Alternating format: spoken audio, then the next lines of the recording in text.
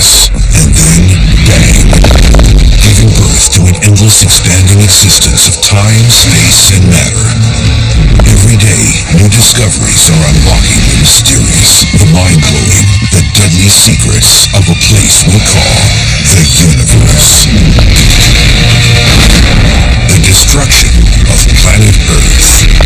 The idea has inspired endless prophecies, predictions, and science fiction stories. One can imagine all kinds of exciting scenarios. Instant vaporization, extreme spaghettification, antimatter devastation. Now, leading experts in the fields of astronomy and astrophysics devise their own plots to destroy the Earth. You would have buildings melting. Matter will turn into glue. Everything that's held together by gravity would disintegrate. It's an explosive way to uncover the extreme science of our planet and the universe. Get set for 10 visions of terrestrial termination. 10 ways to destroy the Earth. Don't try this at home.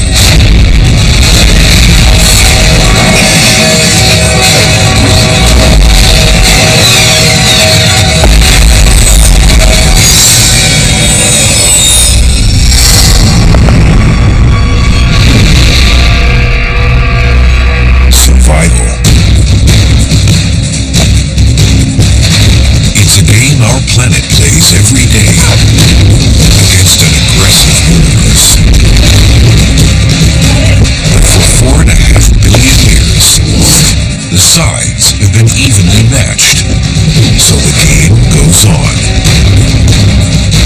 There are all kinds of things out there that could kill us, but none of them have managed it. Some threats, like hyper-intense gamma ray bursts from distant galaxies, miss us completely. Other dangers never make it through our invisible barriers. Earth's magnetic field keeps out dangerous charged particles. The ozone layer filters ultraviolet radiation. But even though the cosmos can't figure out how to destroy the Earth, some top scientists have their own ideas, like Dr. Bruce Betts, an expert on the risks Earth faces from asteroids and other space debris. My favorite way to destroy the Earth in my more maniacal moments, I'd probably go with my roots. Slam a nice-sized object into the Earth. And so our countdown to catastrophe commences with number 10, Smackdown from Space. Slamming things together. It's the monster truck rally of Earth destruction. But Betts knows that smashing the Earth isn't so easy. Nasty impacts cause destruction, but they're not very good at destroying the entire Earth, even though they may wipe out significant amounts of life, like 65 million years ago, dinosaurs and 70% of the species on Earth. The problem? The dino-dooming asteroid just didn't have enough mass to completely destroy the planet. The asteroid was a little bigger than Mount Everest, which sounds impressive until you step back about 200 miles. If we had a globe that was actually to scale, you wouldn't be able to feel the Himalayas with the tips of your fingers. They look huge to us, but compared to the actual size of the Earth, they're like anthills. We need something at least half the size of the Earth, and 1/10 as massive, heading for us at 30 miles a second. Let's try Mars. You could change Mars' orbit, throw it inwards, and lead to the doomsday impact. Even as they approach each other, their own gravities are going to pull each other together in a final death cling. As the red planet fills Earth's skies, enormous tsunamis obliterate islands and coastal cities. Then, things get very bad. If you live on the side of the planet where Mars hits, instant vaporization. The side that doesn't get hit is struck by continent-cracking earthquakes. The heat from the impact turns every forest into an inferno. Molten mountains of Earth and Mars, thrown into space, rain back down in an apocalyptic shower of destruction. An hour after impact, whatever lived on the surface of the Earth is dead. But Earth is so big, 6 billion trillion tons of rock and metal, that even a direct hit from Mars would leave the planet itself damaged, but essentially intact. Really destroying the Earth requires something bigger hitting us, like our sister planet, Venus. You're talking a very similar diameter, and you're talking over 80% of the mass of Earth. So if Venus comes at us and hits the Earth, we're toast. Both worlds shatter. Huge fragments shoot into space. But planetary rubble will also fall back and coalesce into an Earth-Venus amalgam, bigger than either original planet, and as dead as the Moon. Definitely a good way to destroy the Earth. But how likely is it? 4.5 billion years ago, something as big as Mars did hit us. The early molten Earth was still cooling when a smaller planet struck us hard. It's like a ball hitting in the sand, knocking a bunch of particles. The object blew off part of the Earth's crust and formed a disk of debris around the Earth. From that debris, the Moon formed quite shortly thereafter. But while planetary impacts are possible, Venus is more than 23 million miles from Earth, and Mars is at least 35 million miles away. So how would you get them from there to here? Planets are normally in very stable orbits. But what if something happened that threw the planet completely out of its normal orbit? Mercury, the innermost planet to the Sun, has a rather elliptical orbit. It's subject to various gravitational perturbations by other planets. Such changes in Mercury's orbit can also indirectly affect the orbits of other planets, and in particular, Mars could take on a trajectory that could someday intersect the orbit of the Earth. Some say the odds of a real-life Mars-Earth collision are 1% over a period of 4 billion years. Not likely enough to worry about, but not impossible. Imagine that there's a single fly in this entire stadium, and it's flying from goalpost to goalpost. If I just go like this with my hand, what are the chances that I'm going to catch that fly? You wouldn't say it's zero, because there's no real reason why it can't happen, but you would say it's extremely small. Planetary impact is one way to destroy the Earth, but we're just getting started.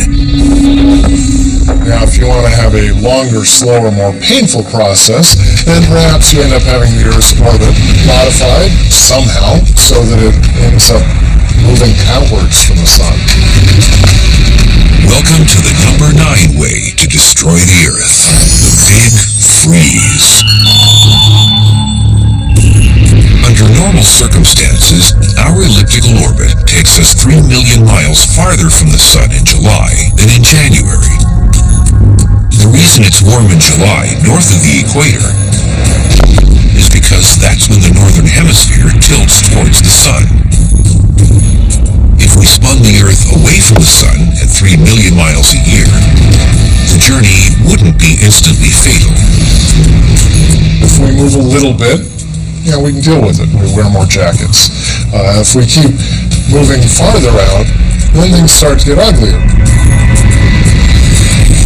At almost 200 million miles from the sun, the light is only about a third as bright. This would kill off most crops. The whole food chain would be broken down if the Earth were to go zooming away from the sun. If you really play this game, if you get out at the orbit of Neptune, say, you might start freezing out most of our atmosphere. A nice day is 350 degrees below zero. Nothing survives on the icy surface. The oceans are frozen graveyards. But 2.5 miles below the surface, the water is still liquid, thanks to the heat from undersea volcanoes. Sulfur hydroxide from these hydrothermal vents will continue to feed large tube worms and other exotic forms of chemosynthetic life. Continuing heat from the Earth's core may also help humanity survive in cities below the surface. Mankind is a very resilient species, and if the Earth were spiraling out on this freezing death orbit, then I think it's very likely that we would find ways to dig in underground. You could use the geothermal energy to convert some of the frozen materials back into the liquids and turn some of the water into oxygen and gases that you need. Subterranean farms might support a few million people. It might not be pretty, but the planet, and at least a fraction of its people, could survive. But that's not the case with the number 8 way to destroy the Earth, zooming toward the sun, and the Big Burn. Imagine getting 3 million miles closer to the sun every year. The term global warming doesn't even begin to describe the situation. Liquefying polar ice caps? That's just the first few years. The sea level may rise 200 feet, but all that water is about to turn to steam.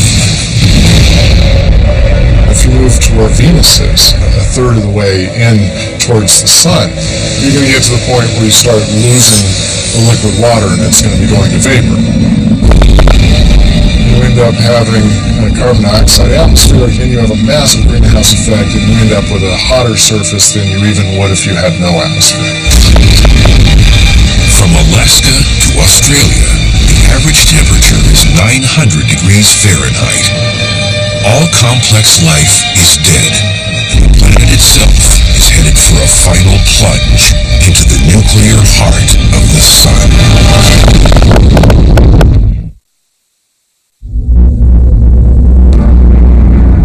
Astronomers and astrophysicists have come up with 10 ways to destroy the Earth. And after being smashed and slowly frozen, the planet's on a death spiral into the sun in the number 8 way to destroy the Earth, the Big Burn.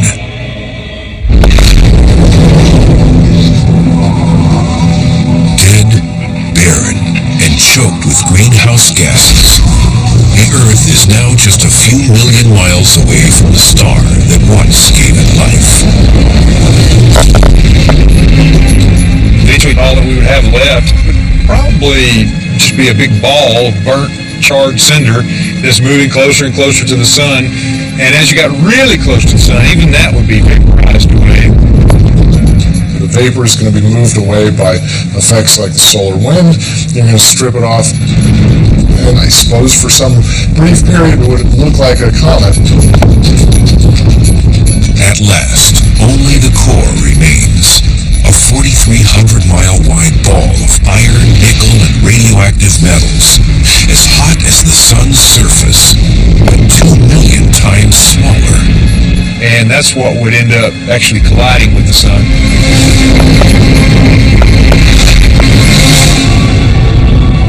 And the sun probably wouldn't even hiccup or cough. To change our orbit so fatally would probably take nothing less than a runaway sun from many light years away, disrupting the gravity of the entire solar system.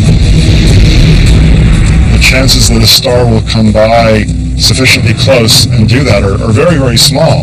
But it's not inconceivable that sometime in the next few million years that will happen. Disrupting the Earth's solar orbit means a long, drawn-out death. But stopping its rotation would be a very violent end. That's the number 7 way to destroy the Earth, stopping the spin. If you stop the Earth, but not the objects that are standing around on the Earth, those objects would keep on going. So, for example, you would get thrown at a wall at a really high speed. The Earth is moving about 1,000 miles per hour. And if you suddenly stop, the atmosphere wouldn't necessarily stop with it. And so instantly you would have 1,000-mile-an-hour wind everywhere on the planet at once. At the exact same time, vast amounts of built-up rotational friction would be released as tremendous heat. You would have rocks melting, you would have buildings melting. Soon, the Earth would be a dead world orbiting the sun. Our day-night cycle would be dictated by the year, the time it takes for the Earth to orbit the sun. And a day would be half a year long, and a night would be half a year long. One side would absorb the sun's heat for 6 months at a time, while the dark side would lose heat. There would be 2 seasons, bad and worse. This difference between the hot side and the cold side is going to end up creating massive wind jets streaming from one side to another, massive convection currents. From pole to pole, the shadow area between the light and dark sides would be filled with massive cyclones. As the Earth moves around the sun, the 2 12,000-mile bands of extreme weather would churn across the globe. So every 6 months, every spot on the Earth will have a cyclone season. Basically, big old hanging mess. It's a mess that's hard to engineer in reality. You might imagine it happening if something were to collide with the Earth in just the right way, in such a way that balances the tendency of the Earth to rotate and so on. That collision would have so much energy that the stopping of the Earth wouldn't be our main concern. As awful as stopping the Earth's rotation might be, it at least leaves our planet as a member of the solar system. But there are dangerous forces out in space that can remove every physical trace of Earth. Like the ultra-dense remnants of collapsed stars called black holes. A black hole's greatest area of danger is its event horizon, a gravitational point of no return. If something is crossing it, there is no way that it can go back out. It sucks the space-time around it towards itself, so that matter just present in that space-time also gets sucked into the black hole. A typical stellar mass black hole weighs in at around 5 to 10 times the mass of the Sun. Putting something like that next to the Earth would certainly destroy the planet. But let's make it more interesting. What if the Earth were between 2 black holes? With 2 black holes, you'd have double the fun. And that's the number 6 way to destroy the Earth. Torn between 2 black holes. One of the black holes would pull on the near side of the Earth more than on the center, stretching it out. It would also pull on the center more than on the far side, stretching it out as well. The other oppositely directed black hole would do the same thing. The black holes wrench the Earth's crust, lifting tectonic plates and distorting the semi-solid lithosphere below. Molten magma triggers apocalyptic volcanic eruptions, and the black holes keep most of the ash and dust from falling back to Earth. In the oceans, huge tides rise and never fall. As parts of the planet fall into the black holes, matter and gases turn into deadly energy. The stuff falling into the black hole will be bursting out X-rays, and these X-rays would flood the planet and kill everybody pretty quickly. Meanwhile, Earth is being stretched to its breaking point. They would be stretching the Earth in opposite directions, and it would be like that famous business of tying horses to the four limbs of someone, tearing them apart.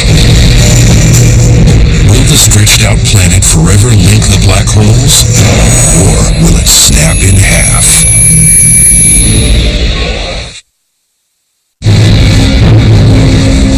On the list of 10 ways to destroy the Earth, number 6 finds the planet in very bad shape, torn between two black holes. It's a gravitational tug of war, with Earth as a rope that can't withstand the strain.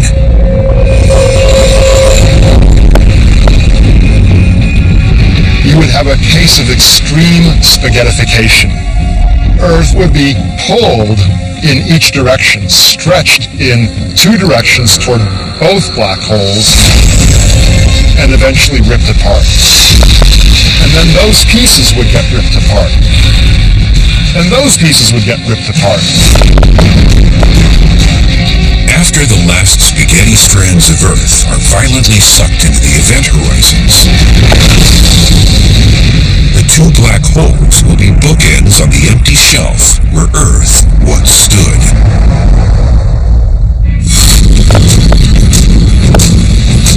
It's comforting to know that the odds of being stretched between two black holes are slim to none. But physicist and science fiction author Travis Taylor, who's written several books on real and imaginary threats from outer space, has another idea involving destructive black holes. I wanted to destroy the Earth. My favorite is that we trap a black hole in the core and eat the Earth away, so I would like to be on a spaceship way away to watch it collapse on itself. And that's the number 5 way to destroy the Earth. Devoured from within. A stellar mass black hole would do the job quickly. But there are other intriguing possibilities. So, what else can we think of? Well, maybe the black hole is the size of my earring. A black hole that size would have the same mass as the Earth itself. Let's take the miniature black hole and drop it through the North Pole. Assume the speed and angle are just right to have it end up rotating in the center of the Earth. Right away, we'd know something was very wrong.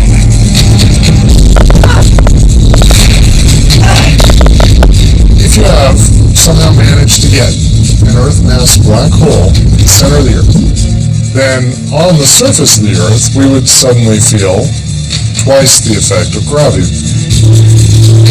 All of a sudden, a ball would drop much faster.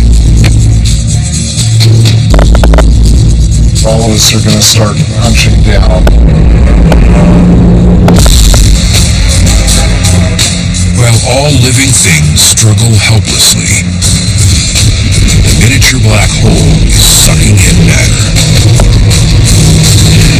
The more it eats, the closer Earth comes to doomsday.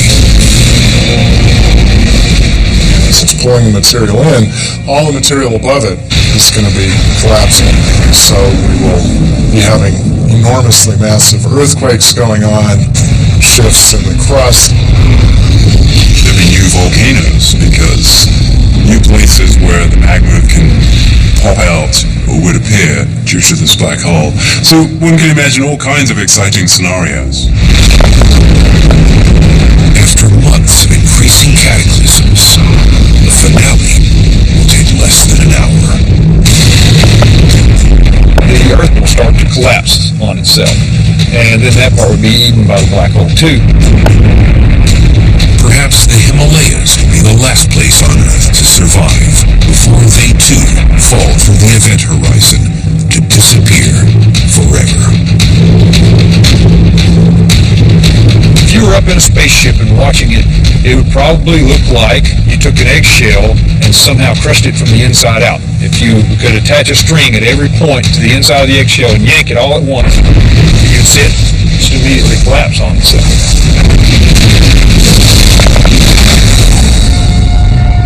All that would remain is the black hole. The mass of the Earth would just exist now inside that black hole. No one has ever found an Earth-mass black hole. Normal black holes only form from the supernova death of stars that were at least 10 times more massive than the Sun. But black holes with 1 million times less mass might be out in the universe. According to one hypothesis, shortly after the Big Bang, there was so much matter packed so densely together that millions of miniature so-called primordial black holes could have been formed without the need of dying stars. We don't know of the existence of such black holes, but they could exist and they could devour the Earth. Probably we don't want to go and find one of these just to try it out. But could we create a mini black hole right here on Earth? Perhaps with a particle accelerator like the Large Hadron Collider in Europe? That's what Justin L. from Salt Lake City, Utah wanted to ask the universe. So he texted us. Can a super collider cause a black hole? Justin, great question. A lot of physicists would like to know whether the Large Hadron Collider will produce mini black holes. In principle, it can if it compresses a lot of material into a sufficiently small volume. Then it'll produce a black hole. But don't worry, such black holes will quickly evaporate and they won't devour the Earth. In space, the destructive power of black holes comes from their irresistible gravity. But a lack of gravity could be even more dangerous for the Earth. That's what intrigues astronomer Alex Filipenko, whose groundbreaking studies of dark energy and the acceleration of the universe have inspired his own vision of doom. Perhaps my favorite way to destroy the Earth is through a disruption of what we call gravity. And that's the number 4 way to destroy the Earth. Turn off the gravity. Everything we do depends on a balanced relationship with gravity. But what if gravity decided to end the relationship? Without gravity, what goes up will never come down.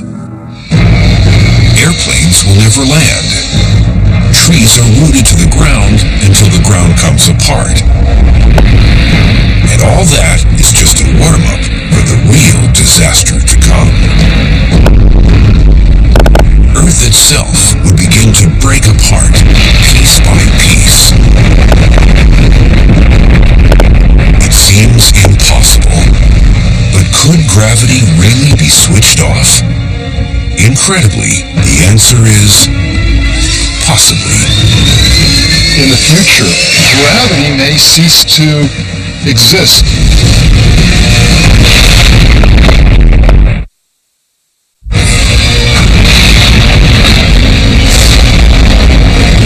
Of the 10 ways to destroy the Earth cooked up by astronomers and astrophysicists, one of the most incredible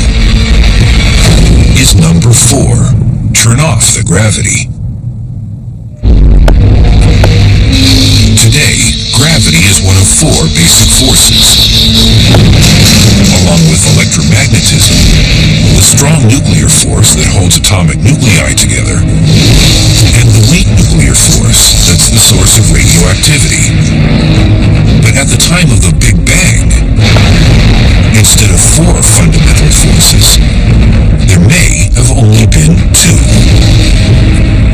When the universe was a tiny fraction of a second old, the strong nuclear force was unified with what's called the electroweak force, an amalgam of electromagnetism and the weak nuclear force. That united superforce may have created a super energy.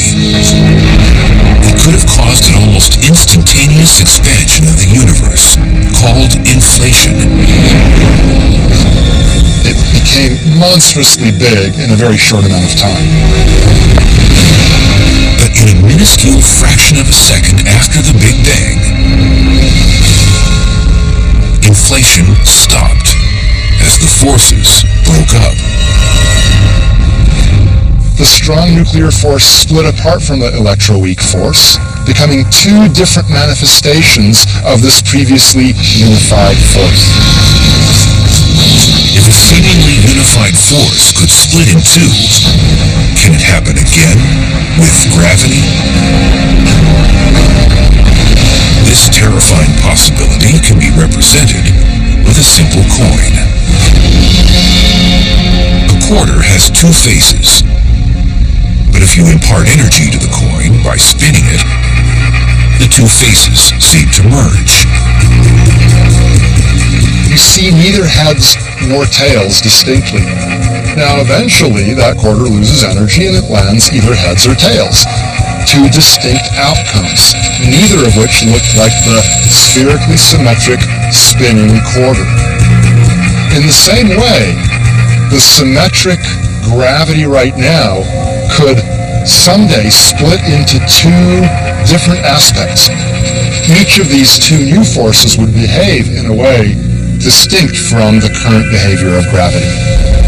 Everything that's held together by gravity would disintegrate. And that would spell doom for us on Earth. Human bodies would remain intact because they're held together by electromagnetic forces, not gravity. But everybody on Earth would fly up to suffocate in space, while the Earth itself would come unbound, no longer held together by gravity. Jupiter and the other gas giants would dissipate.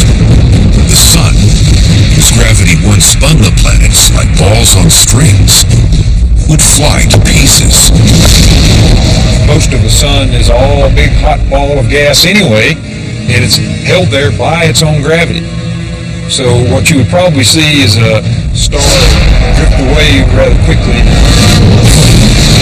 The Sun wouldn't be held together, the galaxy wouldn't be held together, everything would be drifting apart. The Earth would be just random particles in a small corner of a universe of cosmic dust. That would be a pretty amazing ending. Of course, there is another way to take the Earth apart. Blow it up. Easy? Of course not. But there is a way. Create an antimatter devastation bomb of some sort. That's the number 3 way to destroy the Earth. Antimatter annihilation. And it's the first choice of astrophysicist Clifford Johnson. The antimatter idea just has a certain beauty to it. It's just the sheer, terrible beauty of a really dramatic explosion from the inside.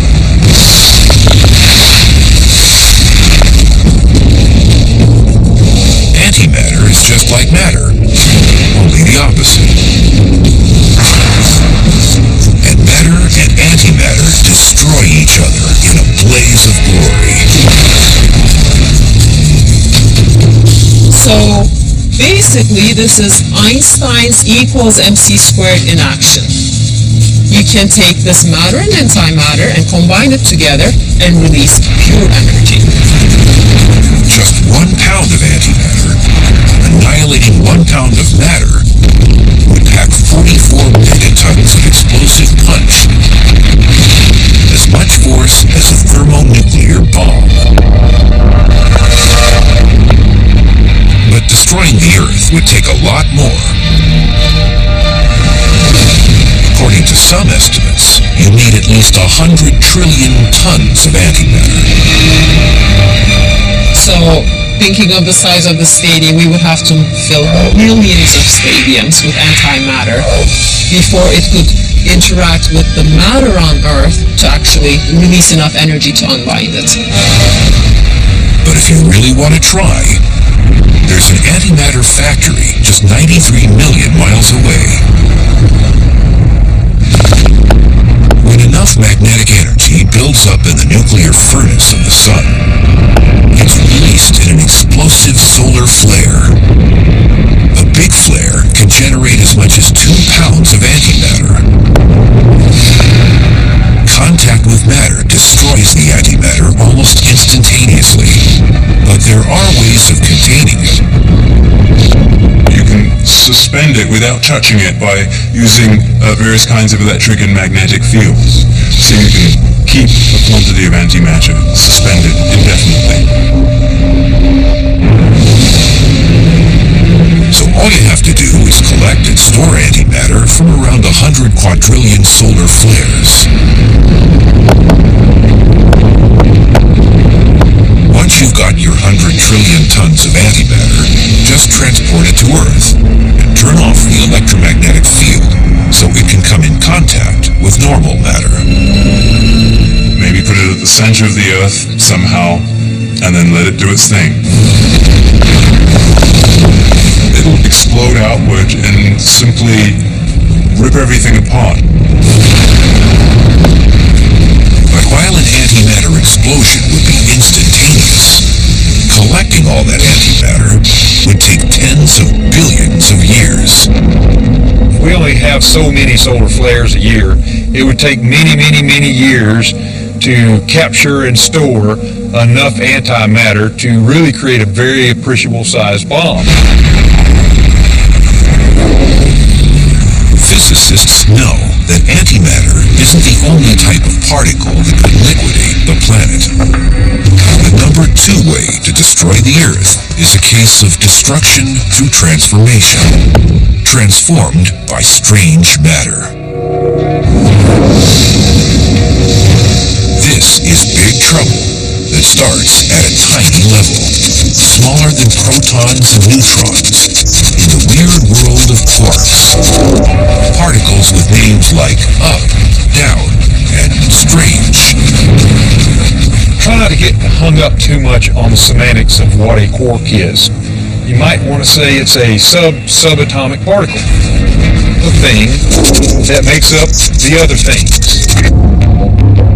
Some physicists theorize that an equal number of up, down, and strange quarks would make up a strangelet, a particle of something called strange matter. What makes it so strange is that it might change the physical nature of whatever it touches, like ice cooling the water around it, only far more extreme. They like to turn other things into strange things. They like it all to be strange. Imagine everything on Earth, and the Earth itself, turning to inorganic mush, all because of a subatomic strangelet. Fortunately, there aren't any strangelets on Earth. But inside the collapsed suns called neutron stars, it might be possible for the immense gravity to press together up, down, and strange quarks into strange matter. We are getting very close to the answer. We might know in the next few years. So if you did find a microscopic lump of strange matter in a neutron star, somehow got it back to Earth, and dropped it, say on the top of the Empire State Building, what would happen? A, nothing, or B, all these strange quarks could change the state of matter here on Earth. a chain reaction has begun. The strangelets are reacting with ordinary matter. The Earth is changing. But into what?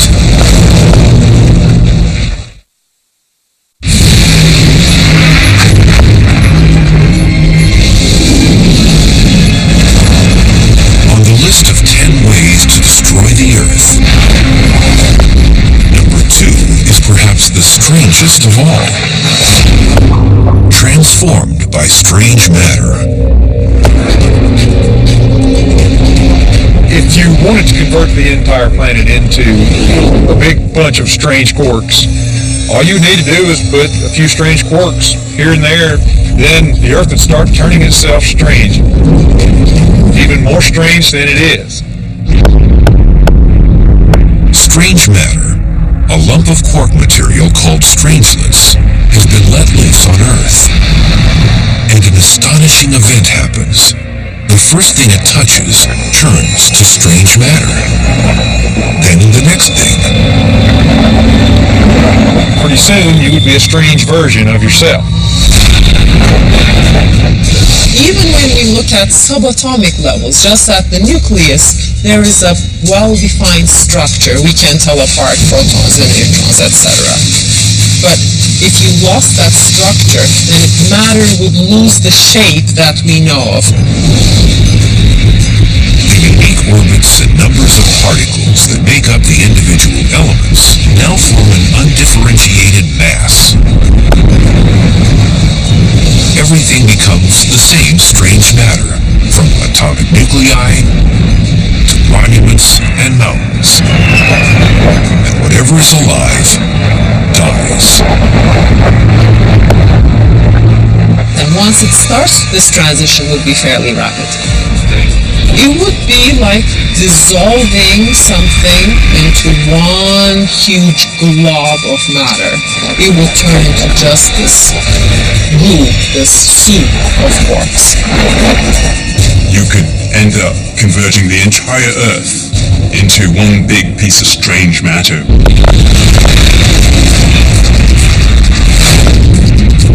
Primordial black holes, the end of gravity, antimatter, and strange matter.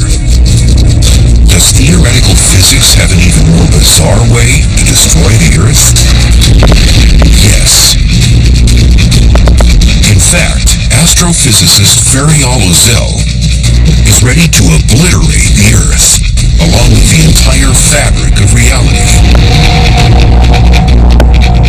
I think my favorite way of blowing up the Earth would have to be some kind of huge phase transition in the universe. This would just take us into another state. It's the number one way to destroy the Earth when parallel worlds collide. It starts with another science fiction staple that many physicists now take seriously. The existence of other universes.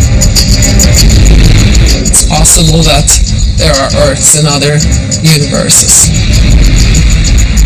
Think of our universe as a two-dimensional sheet which exists here, and moving around in the sheet is like moving around in our three spatial dimensions. But then you can move in this other direction, which is sort of off the sheet. And there's another sheet there, and that would be a different universe. Our universe would be just like that one, perhaps, or maybe slightly different. But it's very important to realize that we shouldn't have these two things collide into each other. Imagine that our universe is a piece of paper, like this. Then a nearby universe would be this piece of paper. Now, if the two pieces of paper were to collide, you could hear that energy. Now imagine two sheets of paper the size of a universe colliding. How much energy would be imparted at a collision like that? If we somehow did make contact with a parallel universe, the last thing we'd ever know. It would not just destroy planets, it would destroy solar systems, galaxies, clusters of galaxies. It would destroy everything. It would be the end of this current universe. But is it possible that the end of everything is the beginning of everything else? If one Big Bang created our universe, then another Big Bang could start the whole thing over again.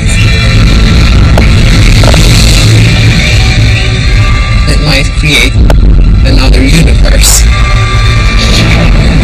And maybe this most incredible of doomsday scenarios is the only one that's already happened. The Big Bang came from the collision of such a pair of universes, perhaps. So, maybe it's going to happen again. And if it does, then after about 10 billion years, Maybe there would be another Earth in another universe. we've seen the Earth destroyed by some impact. Bitter cold and vaporizing heat. It's been stopped in its rotation, transformed by strange matter, spaghettified and swallowed by black holes, disintegrated and blown up. At least in theory. In reality, the odds are that the world will keep spinning for billions of years. But there is so much in the universe we can neither know nor predict. A whole new Earth and a whole new universe. That could be a totally different place, even with different physical laws. That means we get to think of 10 new ways to destroy the